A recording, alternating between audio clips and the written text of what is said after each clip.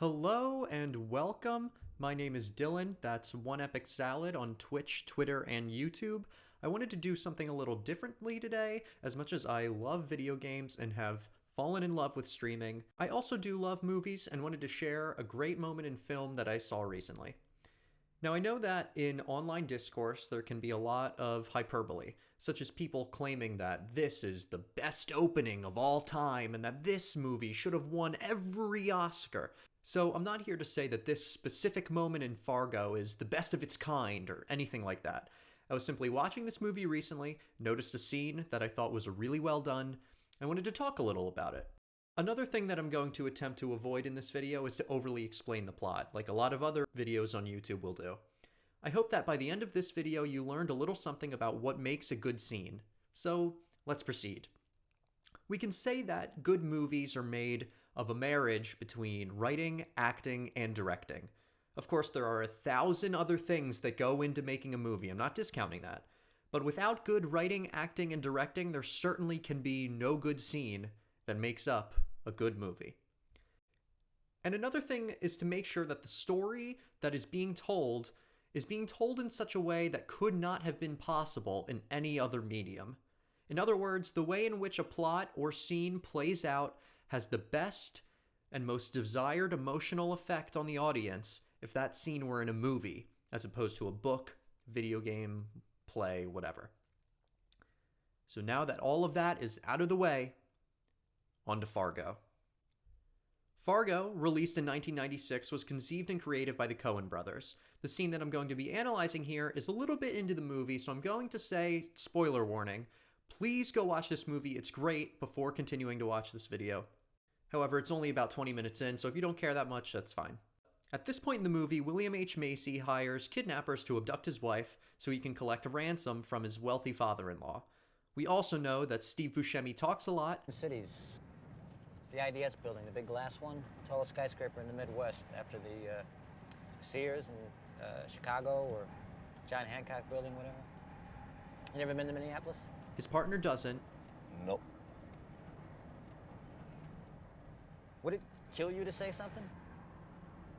We also get insights into what life is like for some of these people. You see something down there, Chief? No, I just think I'm gonna barf. Jeez. You okay, Margie? Yeah, I'm fine. It's just morning sickness. Well, that passed. Yeah? Yeah, now I'm hungry again. Then William H. Macy actually doesn't need his wife kidnapped because his wealthy father-in-law is going to give him the money he needs for an investment. Might be interested. No kidding. I need the cash pretty quick there in order to close the deal. Come by at 2:30, we'll talk about it. So he asked the guys to call the whole thing off. See this deal I needed them for? I may not need it anymore. Then his father-in-law turns out to not give him the money. Heck, that's not gonna do it for me. I need the principal. Well, Jerry, we're not gonna just give you $750,000. What the heck were you thinking? If I'm only getting bank interest, I want complete security. He has a little breakdown. His wife still gets kidnapped. Great. And that's pretty much all you need to know. Oh, and everyone talks like this. Hello? Yeah, hi, Jan. Oh, hi, Dad. Jerry around. Yeah, hi. Yeah, he's here. Yeah, I'll catch him for you. Hi. Oh, yeah? Yeah. Yeah, is that useful to you? Oh, you betcha, yeah. Yeah.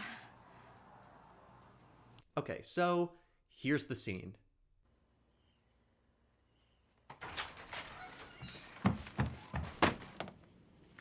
Hon? Got the groceries?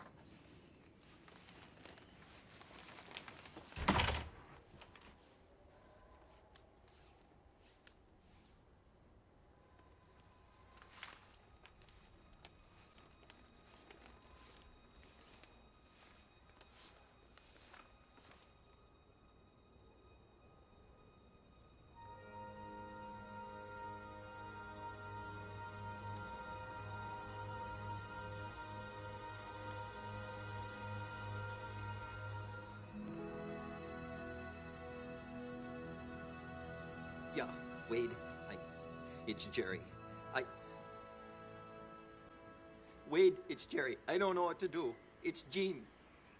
I don't know what to do. It's my wife. I don't know what to do. It's Jean.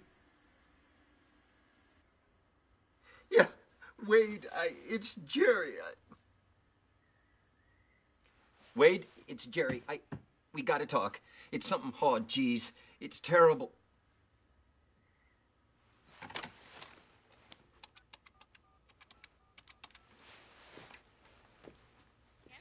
Yeah, Wade Gustafson, please. Okay, let's unpack this a little. So, because of the flip-flopping of his character, I want to kidnap my wife. Now, I don't want you to kidnap my wife. We have no idea how he's going to react when he comes home. He walks in, seemingly happy to be home, but he could be pretending for all we know at this point. He walks around the wreckage of his house for a brief moment. He looks shocked, upset. Then, without seeing him, we hear him on the phone. I don't know what to do. It's Jean. I don't know what to do. It's my wife. I don't know what to do. It's Jean. And then the reveal. Yeah, Wade, it's Jerry. He's not on the phone. He's rehearsing. This tells you all we need to know about this character's motivations and further emphasizes a motif in the movie. So, remember earlier what we said about the meeting of good writing, acting, and directing? This scene emphasizes all of them. The writing is the initial idea of a scene. There would be nothing in any movie without something written on the page. If you ever watch a movie and go, wow, that was a really good twist, that's almost always the writing. So the bait and switch of he's on the phone, oh no, he's rehearsing, that's the writing. The acting contributes the believable performance to keep the audience intrigued as to what is going on in the character's head. Shocked? Scared? No, he knew this was coming. He's preparing for the next step in his plan. Macy is great in this scene because until the reveal of him rehearsing, he needs to sound like he's both rehearsing and frightened when he's on the phone. It's tough to walk that line without going too far in one direction, but he kills it. And the directing is how the scene has been brought to the screen from the writing. So a script might say, Jerry looks down. He sees a crowbar on the ground lying next to a dented window screen. His gaze steady, he looks up to see an open window. I don't know what the script actually says. It could be way more in-depth than that, or completely surface level, depending on the writer's style. But the director reads that and creates this.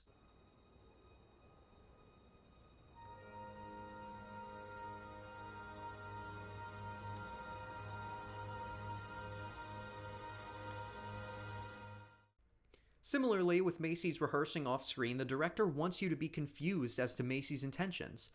Then, just as you think he really is torn up about his wife, boom! The realization that it's all an act. Then, even if you didn't quite get it, that little interaction with the assistant further says, it's all an act. Then, cut to black. We don't even get to know how the interaction on the phone goes. You know why? Because it doesn't matter.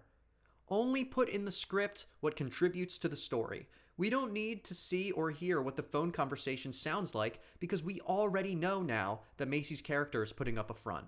Does his father-in-law believe him? We'll find out in the next scene with them in it. They wind up meeting at a diner. It wouldn't even be worth it for one character to say, yeah, let's meet at a diner, because the fact that this scene takes place in a diner is indication enough that someone said, yeah, let's meet up at that diner. The lack of clarification also provides an extra hint of drama. Also, the slow shots of seeing the wreckage throughout the house and then slowly revealing Macy not on the telephone, that can only be done in this medium, movies. You can't do that in a book, you can't do that in a play, you can't do that in a video game. Okay, I want to go back one moment to when I mentioned that this scene emphasizes a motif that comes up throughout the movie. I briefly mentioned what it is, but I want to expand. After this scene, we realize that Macy's character is nothing but an act. And remember how everyone talks like this? Okay, real good then. And is super nice to each other? I could be stretching here, but I think that this is why the movie takes place in Minnesota. Because the people there are overly nice and can get trapped talking about the weather for 30 minutes just to appear friendly. In other words, daily conversation is an act. A very polite act, but an act. So Macy's character, just like everyone else around here, is an actor. However, he's just a selfish, greedy actor that we kind of feel bad for because he's a little wormy and has a cute accent and throws little temper tantrums. I just want to give one last little bit of insight here before I leave, and this might be really stretching it, but throughout the course of writing and editing this video, I've watched this scene too many times and I just have this feeling about it. Right here, when Macy looks down from the crowbar to the window, is more than just a non-verbal communication of, my wife is gone, she went out the window, or whatever. It's Macy who previously had been bouncing around from plan to plan, not knowing what to do or how to get the money, without any real idea of what his next move would be. He sees the open window and realizes that his only way out of this mess is forward, through a path that he's not quite sure if he'll make it to the other side. A stretch? Maybe, but you decide. Let me know what you think. Please consider subscribing. Thanks again for watching. Stay safe out there, people.